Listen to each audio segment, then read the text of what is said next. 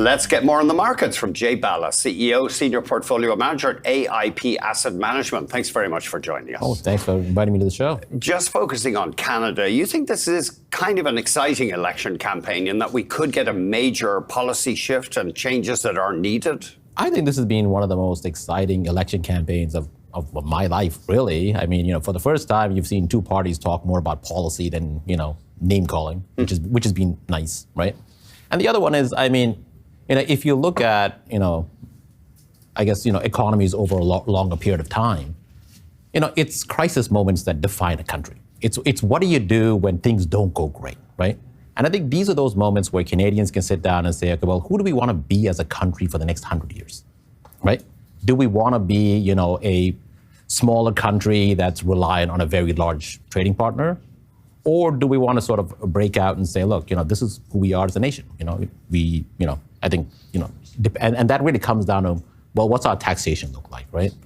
And so, I think there's been a lot of discussion about capital gains tax. And, obviously, Pierre Poilievre has come out to say that he would do a capital gains tax. He'll cut the capital gains tax to zero, which I think is a fundamental game changer in the way that people would look at investments for the next 100 years in Canada. Now, the only downside to this is that he's saying it's only a 1-year limit. And so, if you want big money, if you want larger corporations to start looking at that, you can't do 12 months, right? Well, how does that work, Jay, the 12-month thing? Meaning you can buy and sell any asset you want in Canada as long as you reinvest it back in Canada. Yes. But it's only from, I think it was from June 2025 to June 2026. I see, okay. Right? But then what happens a month after that? Do you go back to a huge trigger? Yes. But, if you look at, what that does for the country, it's phenomenal, right? In terms of our stock market, suddenly it breathes a ton of life into that, right? And it attracts a lot of capital into the country. So I think he's definitely on the right track. And I think, once, we see the end of this election campaign on, what are we going to do there? I think that could be, a significant game changer in the way that the Canadian financial markets operate. And, how do we build wealth in this country on a go-forward basis, right? The Liberals have been accused of being obsessed with the redistribution of income and fairness. And nobody would dispute that's a laudable goal. But do you think there has been a major shift towards actually economic growth and less on economic equality? Yeah, it's actually very interesting in, the way we all discuss that, right? I grew up in an environment which basically said, look, the fundamental goal of any society, any modern developed society, is to maximize the wealth of your middle class. Okay. Right? And the functional reason for that is, look, the middle class is the majority and they are the customer base, fundamentally. They're the people that buy all your products. Yes. And so the richer they get, the better off everybody is. Sure. The poor are better off, the richer are better off, companies are better off. And so it's functionally, well, how do you do that, right? Because the middle class only has two, sources of wealth. It's higher wages or you can increase their savings. Right? So I thought the capital gains tax was amazing in that it allows you to increase your savings. This proposal by Poilievre, you mean? Exactly. Okay. Right? Carney did the same thing. He at least stopped the increase in capital gains. In the inclusion rate. Right. Yeah. And so I think Poilievre has gone one step further. So let's see what Mark Carney has to say about it. Maybe he'll go and extend it further, which would be even better, right? But I think we're definitely on the right track of building that middle class wealth. Right. So, I think, we still got a few weeks to go in the election. So I'm quite excited about, what comes of that, right? What are the other things that we could do to improve that wealth quality of the average Canadian, right?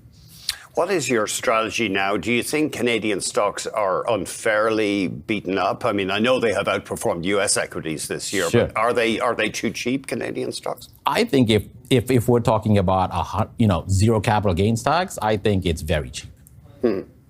That's interesting. You think this enough of a game changer to this thing? Absolutely.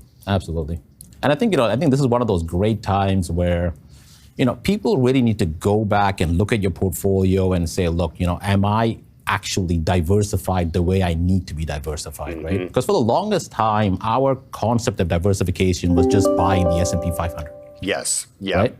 And so, with all these trade wars going on, and if you look at revenue streams for the S&P 500 companies, 40% of revenues come from international markets. Wow. And so, if you're going to put up trade barriers and people are going to, start fighting back against you and not buying as many products, well, is that truly still a diversification tool, or do you need to re-examine your portfolio and say, look, I need direct access to European markets, to Asian markets, to other markets that's not the US, right? And I think, fundamentally, that's a question everybody should be asking themselves. And I think it's a great time to just do that deep dive research into your own portfolio to say, look, how am I positioned here, right? I mean, we've got a very uncertain future, but, diversification at the end of the day is the best way to defend against everything, right? And you say you're in the camp that say the time for alternative investments is now. It's a thing people should be exploring. Absolutely, absolutely. I think the old 60-40 model, which was 60% equities, 40% income, fixed income, doesn't functionally work. I think we all know that, right? And so everybody's been playing with different models, and the one that's most popular now is the 40-30-30, which is 40% equities, 30% fixed income, 30% alternatives. And for alternatives, I really can't stress this enough. It's complicated. And so, don't be shy for asking for help. Like, even if you're a do-it-yourself investor, maybe take care of your fixed income and your equities because you know that space. And for your alternatives, maybe talk to a smart financial advisor, talk to a portfolio manager, at least get some advice before you go into that world, right? Because it is a different world, right? You're talking about possibly private equity funds or private credit funds, hedge funds. So I mean that's a different world, right? And I think people should be careful as they step into that world, and they should probably step in carefully and with some sort of advice and guidance as they go into that world. From time to time, you get these funds declaring a liquidity problem, and they'll delay redemptions and stuff like that. Yeah. And look, I mean, fundamentally, because they are private assets. I mean, they're completely different assets, right? You know what I mean? Yeah. Like if you buy a building, it's not so easy to sell the building, right? And so, you have to be patient. And then that's what I'm saying. Like, you need someone to give you that advice to say, look, if you're going to have 20% alternatives, that other 80% better be super liquid. Right. Right? I mean, that's how you solve for the problem, right?